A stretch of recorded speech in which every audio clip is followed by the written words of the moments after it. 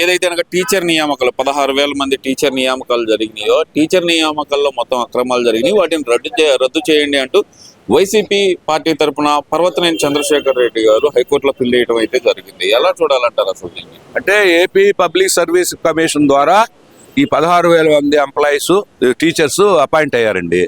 Service కమిషన్లో అవతకలు జరిగినాయి అంటే ఆ రోజు ఏం చేశారు? ఎందుకంటే ఇది ఏమి లేదండి, ఇప్పుడు కొత్తగా ఇంకో 7,000 మందిని తీసుకుందామని చూస్తున్నారు టీచర్స్. ఈ రానాళ్ళు ఏం చేస్తాం, ఎప్పుడేమవుతుందంటే నాకు రాలేదనుకోండి, దాని పరీక్ష రాశాను, నాకు రాలేదు, మీకు వచ్చింది, నాకు కొద్దిగా కోపం ఉంటుంది. ఈ చుంటాళ్ళు మా బోటాళ్ళని రెచ్చగొడుతుంది తప్పితే ఇది ఈ చంద్రశేఖర్ రెడ్డి గారు అంతకుముందు మాకు ఏదో చేశాడు కదా ఆయన మరి ఆ రోజు సర్వీస్ కమిషన్ అయిపోయి అపాయింట్మెంట్ ఇచ్చిన రోజే ఆ రోజు కూర్చుని సర్వీస్ కమిషన్లో జరిగిందని చెప్పాలిగా. అప్పుడు 95,000 మందిలో 1,00,000 మందిలో సెక్రటరేట్ ఎంప్లాయీస్ అని ఇచ్చారు. సర్వీస్ కమిషన్ పెట్టారా? ఏదో పరీక్ష పెట్టి వీళ్ళు ఇష్టం వచ్చినట్టు ఇచ్చారు. ఈ చంద్రబాబు గారు ఏంటో మరి ఉన్నాళ్ళు వీళ్ళందరూ అసలు ఏంటి, వీళ్ళు ఎట్ట వచ్చారు, వీళ్ళు ఏ పరీక్ష పెట్టారు? ఏదన్నా గవర్నమెంట్ ఎంప్లాయీగా రావాలంటే సర్వీస్ కమిషన్ ద్వారా రావాలి. దానికి ఒక సిస్టమేటిక్ ఉంటుంది సర్వీస్ కమిషన్.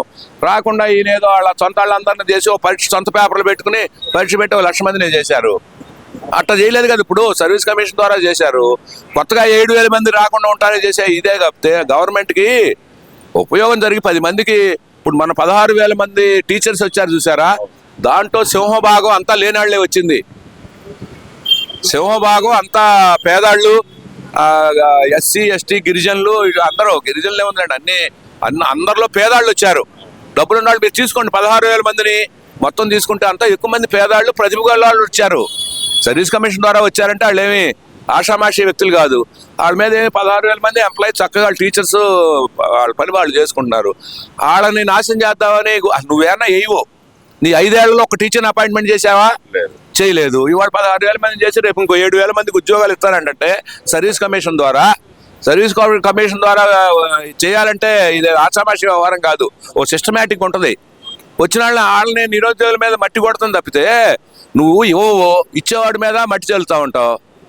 అదే కదా నువ్వు చేసేది. నువ్వు ఎందుకు ఇవ్వలేదు? 5 ఏళ్లలో ఎందుకు ఒక పోస్ట్ వేయలేదు? ఈ చంద్రశేఖర్ రెడ్డి గారు ఆ రోజు ఎందుకు అడగలా? అంటే ఇక్కడ ప్రధానంగా ఎందుకంటారు ఇంత లేదండి, ఇదంతా రాజకీయ క్రీడలో మా బోర్డు సామాన్యులు లాగకూడదు, మాకు అర్థమవుతుంది. ఆ రోజు ఏం చేసాడు చంద్రశేఖర్ రెడ్డి గారు? ప్రశాంతం కూర్చుని గవర్నమెంట్ ఇచ్చేయన్ని ఎంజాయ్ చేస్తా మా మీద పెత్తనం చేలా ఇచ్చారు.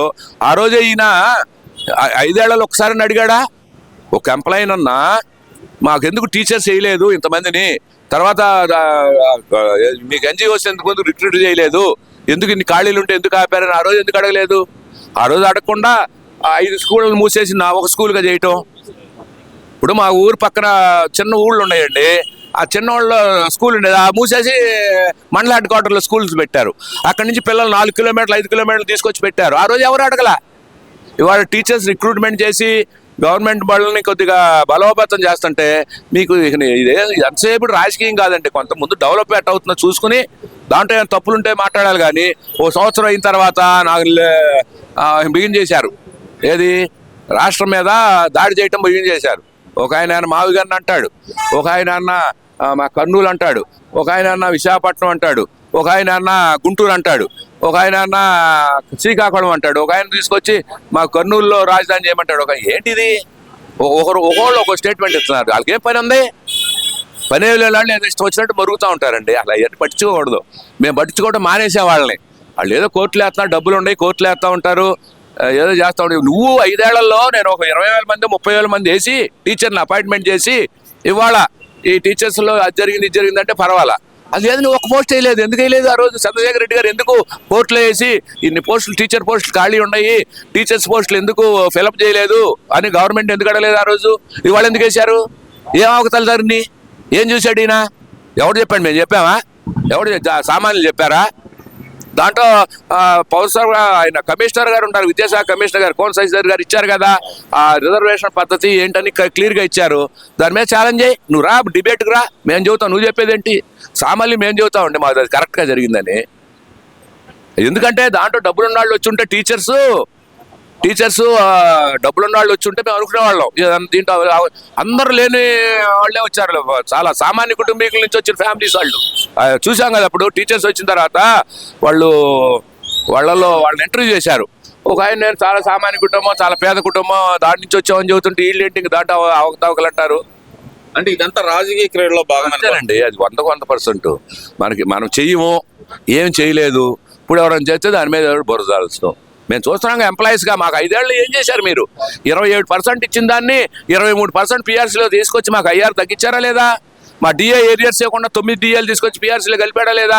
మరి డబ్బులన్నీ అప్పుడు నా తాగితోడు అవి కాకుండా జీపీఎఫ్ వాడుకున్నారా? మా జీపీఎఫ్ వాడుకున్నారు. మాకు సరెండర్లు ఇవ్వకుండా డబ్బులు అన్ని ఎంప్లాయీస్ ఉంటారు, ఓపీఎస్ వాళ్ళే కదా వాళ్ళ డబ్బులు వాళ్ళ డిఏ తీసుకుని వాళ్ళు కట్టే డబ్బులు కూడా తీసుకుని వాడుకున్నారు కదా. దేనికి వాడుకున్నారు? ఎక్కడ వాడారు? ఎవరికి ఇచ్చారు? ఏం చేశారు? రోడ్లు ఏమైనా వేశారా? వాళ్ళు గుంటూరు ఉంది, 1 year నుంచి కూటమి ప్రభుత్వం వచ్చి 2 ఏళ్ళు అయింది. 2 సంవత్సరాలు ఎన్ని రోడ్లు ఉన్నాయో 7 బ్రిడ్జిలు శాంక్షన్ చేశాడు పెమ్మసాని చంద్రశేఖర్ గారు. 7 బ్రిడ్జిలు అండి.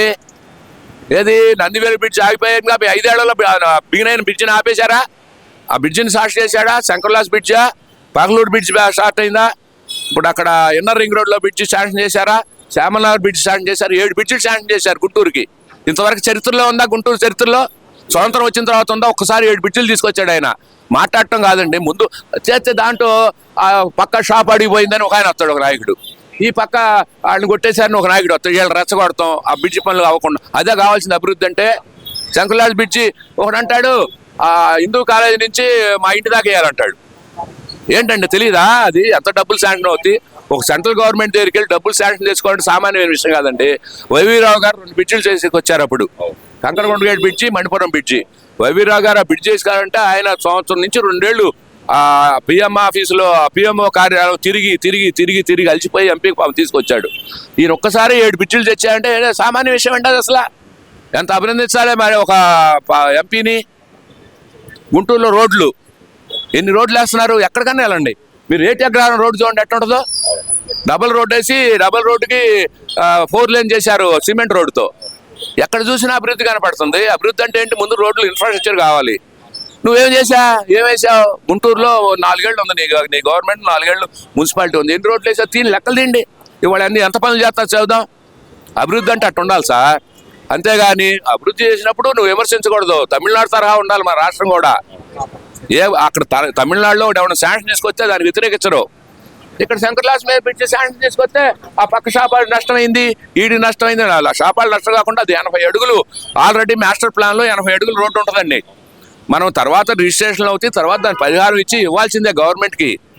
అంతేగాని ఇష్టం వచ్చినట్టు మాట్లాడటం, అభివృద్ధిని అడ్డుకోవటం ఇది రాజకీయ నాయకుల లక్షణం. అది కాదు. నువ్వు వచ్చావు, ఒక 5 ఏళ్ళు చేశారు, సర్వనాశనం చేసిపోయారు మమ్మల్ని. ఒక రోడ్డు వేయలేదు.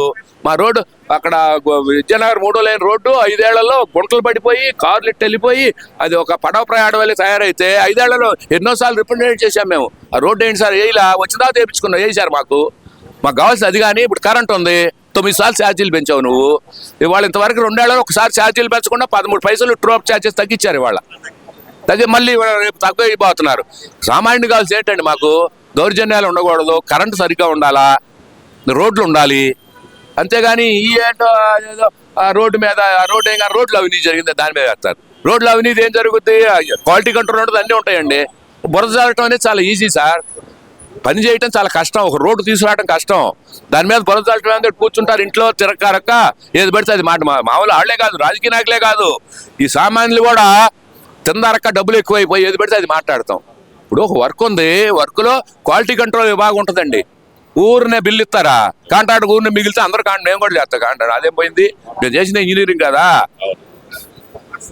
మాట్లాడతాం కాదు, ముందు పద్ధతికి ఉండాలి. దాన్ని అభివృద్ధిని అడ్డుకోకూడదు. నువ్వు కావాలంటే రాజకీయ వైమర్శాలు ఉంటే రాజకీయ వైమర్శాలు చూసుకోండి. అభివృద్ధి అడ్డుకోవడం ఇవాళ ఒకటే చివరిసారిగా చెప్పి వదిలిపెడుతున్నా. పెమ్మసాని చంద్రశేఖర్ లాంటి ఎంపీని ఇంతవరకు నా జీవితం చూడలే. గుంటూరులాగా అప్పుడు 68 ఏళ్ళు ఆయన చేసిన అభివృద్ధి ఎంతో మంది చేశారు, మహామహులు చేశారు. మా గోవినేని రంగనాయకులు గారు కూడా చేశారు ఇక్కడ గుంటూరు పార్లమెంట్ లో. ఎప్పుడన్నా ఒక రోడ్డు తెచ్చారు ఆయన? ఎవరు నెల్లి అడిగారా? బ్రిడ్జిలు ఎవరు సాయం చేసుకొచ్చారు? వైవీరావు గారు తీసుకొచ్చారు 2 ఓవర్ బ్రిడ్జిలు. ఈ 2 ఓవర్ బ్రిడ్జిలు అయినప్పుడు కంకరండ గేట్ దగ్గర 15 నిమిషాలు 20 నిమిషాలు గేట్ పడేదండి. మరి ఆ మణిపురం బ్రిడ్జి కూడా అంత నరకం అనిపించేవాళ్ళు. అది వాళ్ళు తెలియట్లే జనాలకి. అప్పుడు జనాలకు తెలుసు అవును. ఆ బ్రిడ్జి కట్ట ముందు 2010 ముందు తెలుసు అంత ఇబ్బంది పడేవాళ్ళు. తీసుకొస్తుంటే ఊర్లో ఇళ్లలో కూర్చుని అది ఇదని మాట్లాడతాం. అభివృద్ధి చేసినట్టు మనం గౌరవించాలి. అందుకని ఇటువంటి మాకు ఈ ఎంపీ గారు రావడం చాలా అదృష్టం. ఈ గవర్నమెంట్ కూడా డెవలప్మెంట్ లో బట్టి తిరిగేలేదు. ఎక్కడైనా ఎన్ని పరిశ్రమలు తీసుకొస్తున్నారు, ఎక్కడైనా రోడ్లు కానీ అన్ని కానీ. కాకపోతే ఇంకా కొన్ని రోడ్లు కొద్దిగా లేట్ అవుతాం డబ్బులు పొజిషన్ బట్టి. ఇప్పుడు గుంటూరు సత్యమా సంగతి అక్కడ గుంటూరు టౌన్ చాలండి, ప్రతి రోడ్డు కాలువలు కట్టి రోడ్లు వేస్తున్నారండి. ఇప్పుడు లక్ష్మీపురం రోడ్డు అయిపోతున్నారు. లక్ష్మీపురం మెయిన్ రోడ్ అంతా చివరి దాకా గుజ్జనగూడ దాకా వెళ్తున్నా లేదా రోడ్డు కాలువలు కడుతున్నారు. చూసారా లేదా మీరు? ఎక్కడ చూసినా అభివృద్ధేనండి. గుంటూరు టౌను 7 ఓవర్ బ్రిడ్జిలు శాంక్షన్ అయినాయి. 730 కోట్లు అంట.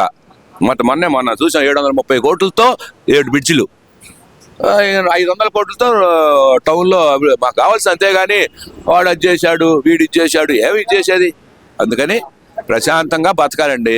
ఇవన్నీ ఏంటంటే ఏదో తెల్లారు లేచిన కాడి మాకు కావాల్సింది ఏంటంటే బురదలటం మనం చెయ్యం. ఒక మొత్తం కలిపి 4 ఏళ్లలో కలిపి పాత గవర్నమెంట్ లో 100 కోట్లు కూడా ఖర్చు పెట్టారు రోడ్లకి. ఇవాళ 500 కోట్లు పెడుతున్నారు 2 ఏళ్లలో.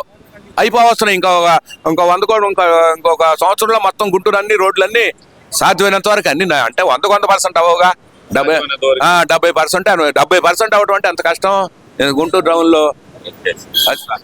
Thank you.